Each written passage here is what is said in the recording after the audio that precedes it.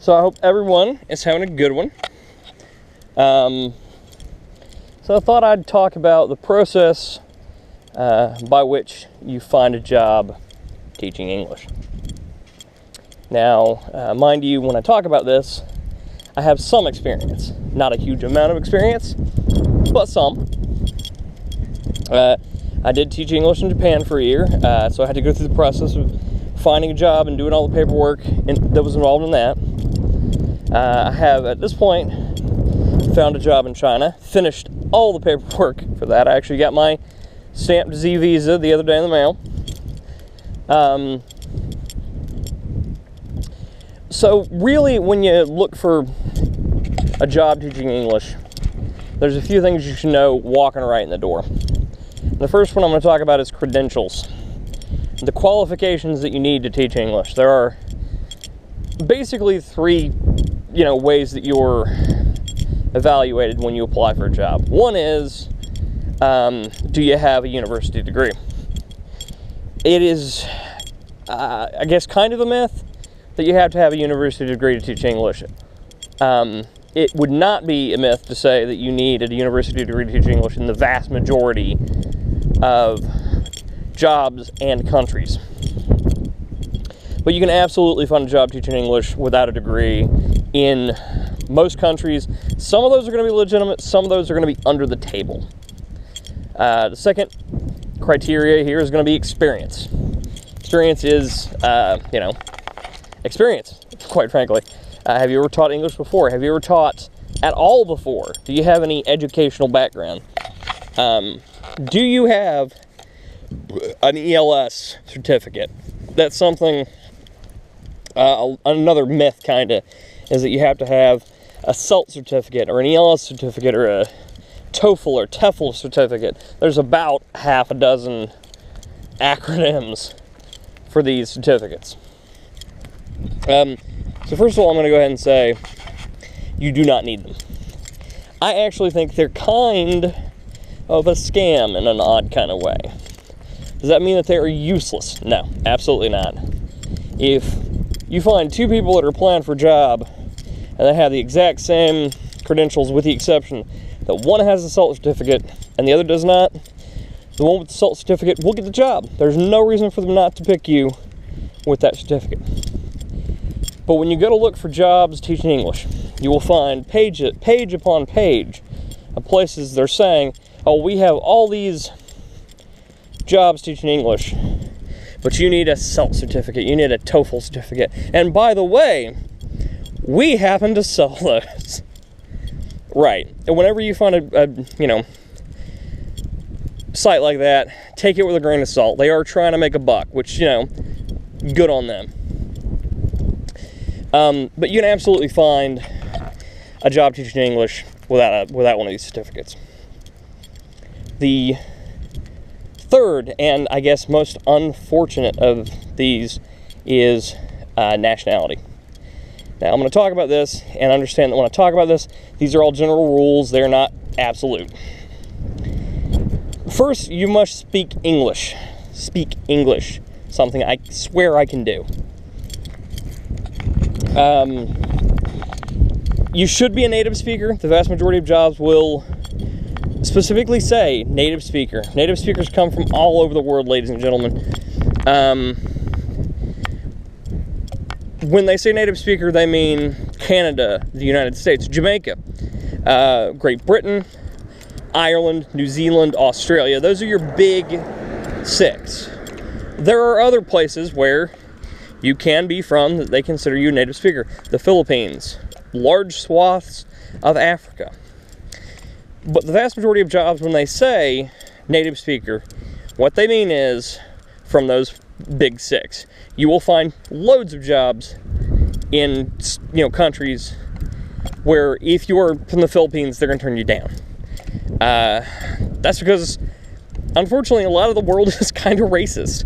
Which brings me to my next point is a lot of jobs, when they say native speaker, they mean white.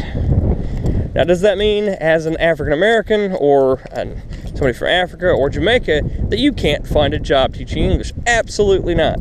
I worked with a phenomenal English teacher while in Japan who was from Jamaica. She was wonderful.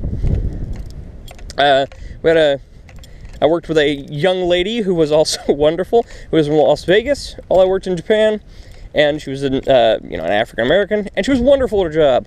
Better than I was, that's for sure. So no, it's not impossible to find jobs. It depends a lot on where you're applying for. The consensus is that in China, you will find a lot of people who run private schools who will pick a white person over a black person, who will just flat out not pick a colored individual. That's all there is to it. Is it right? No. Is it legal? Not actually, but they will get away with it. That's all there is to it. So then we get to the question of, where should I teach English? Well, again, I'm going to go with the number 3. There are basically 3 groups of nations out there that you can teach in, and I would say, like, well, we're going to start at the best and work to the bottom, but that's kind of insulting, so we're not going to do that. We're going to go from easiest to hardest places to find a job. So the first group of countries I'm going to call Peripheral Nations, showing my social science knowledge here. Peripheral Nations. So these are countries that are around developing nations. So like Vietnam, Laos, Cambodia, large swaths of Africa, certain parts of the Caribbean or North America or South America, places like Costa Rica, the Dominican Republic, to a certain degree, not Lima, Peru and Chile, places like that.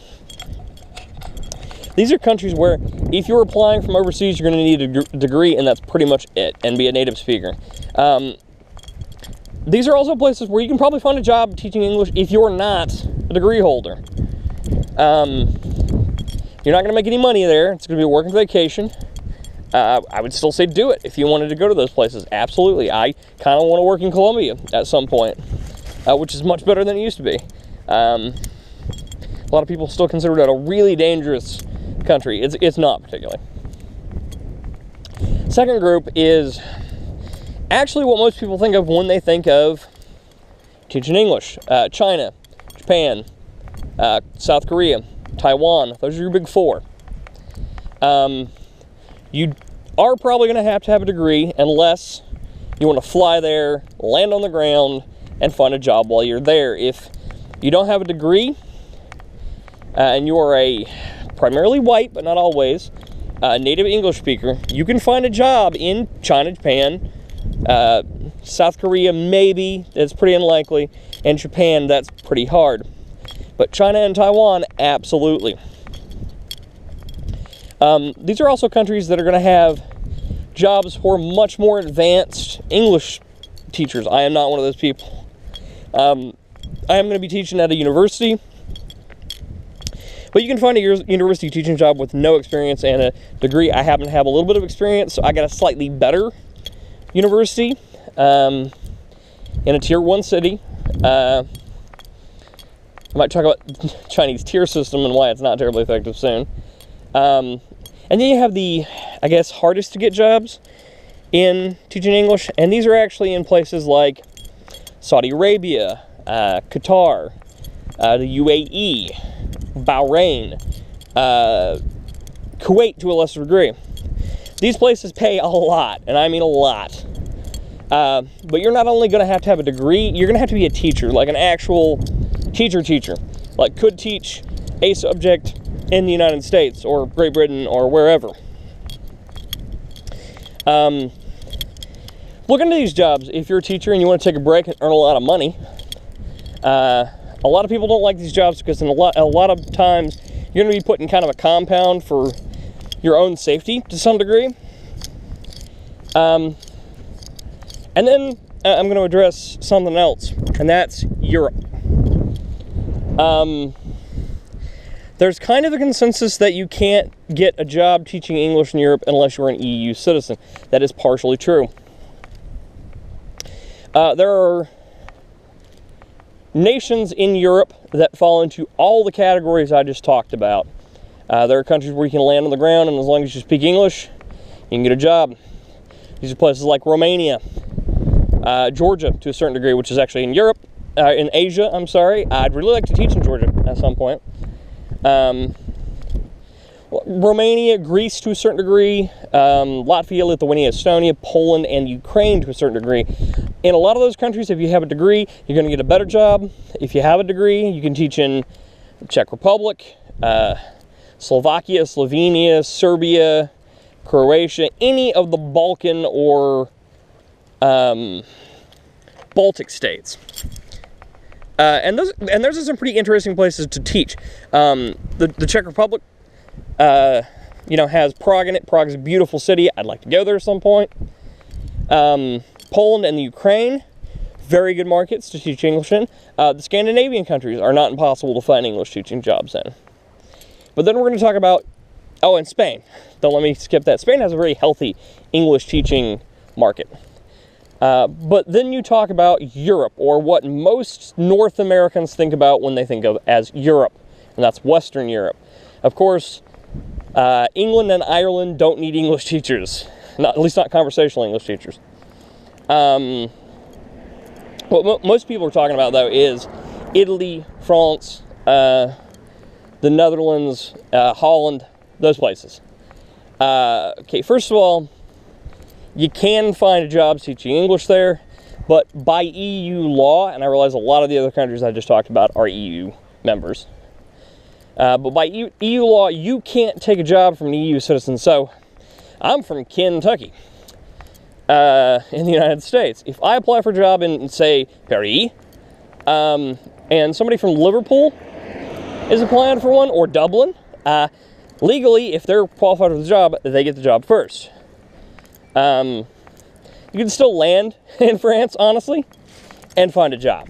Because there just aren't as many people as there are jobs. The point, though, there being is they're not as hard up for jobs, so it's harder to find them. So then the question becomes, how do I find all these jobs? Well, the internet is the short answer. There are tons of resources out there for finding jobs to teach English. Internet cafes, or ELS cafes, rather, are probably your best bet. There's Dave's ELS Cafe is a great place to start. There's also one that's, I think, Kate's ELS Cafe. I'll probably link those. You can also find jobs teaching English on Craigslist. Either by looking at major cities in the U.S. or go, look at the entries to the countries you want to teach in. You can also just do a Google search, honestly, but most, excuse me,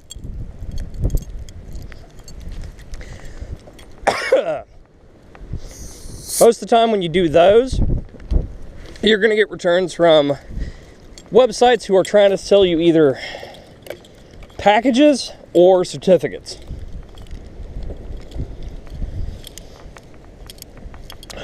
If they're trying to sell you packages, I'm going to go ahead and say this. Some of the packages are very nice. Because what the packages normally include is you get there, you get a hotel, they give you a CELT, they don't give it to you, you earn it.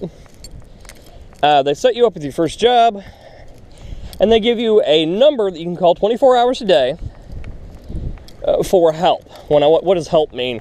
Help means, I lost my passport, which I did while I was in Japan, by the way. Here's what you do. Or, excuse me, I'm at the dentist and I need a translator. Could you translate for this lady over the phone? Absolutely. It can be extremely helpful. If you've got the extra money to spare, and you're not really sure about how adventurous you are, I would absolutely say do it. I'm pretty self-sufficient, so I've never particularly been inclined to. The next video I do will probably, on the subject, will probably be when I start making my way to China. And I'll talk about probably travel arrangements and little tricks I've learned like that.